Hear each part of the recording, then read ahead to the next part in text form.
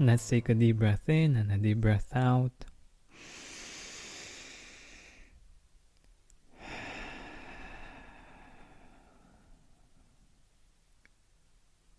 And enjoy being in the present moment. In today's episode, I want to take you back in time. And to do that, let me play something for you.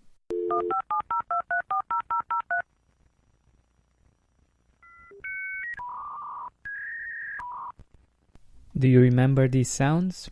This is what you would hear about 16 years ago if you were lucky enough to have an internet connection. Every time you needed to connect to the internet, you had to hit dial and hear these amazing sounds. And if you were lucky, you would actually connect to the internet. Of course, back then when we heard these sounds, we were excited because we were connecting to the internet.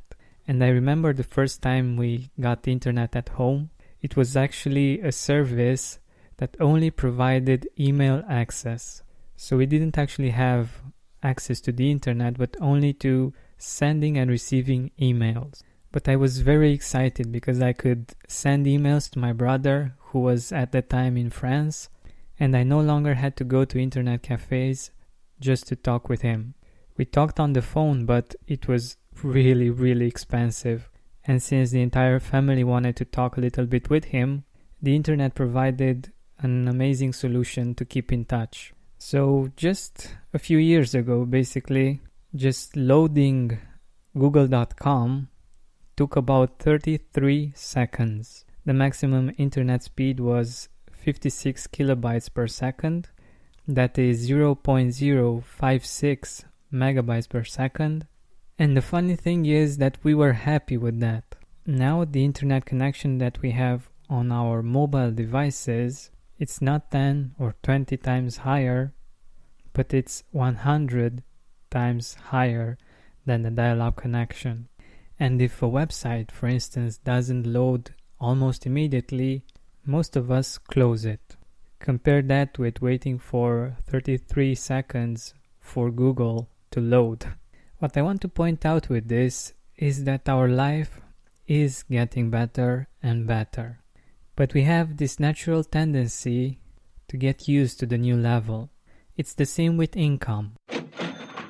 We got used to earning how much we are earning right now, but if we think about 5 years ago or 10 years ago, earning how much we are earning today was just a dream. And it's not our fault that we get used to these things.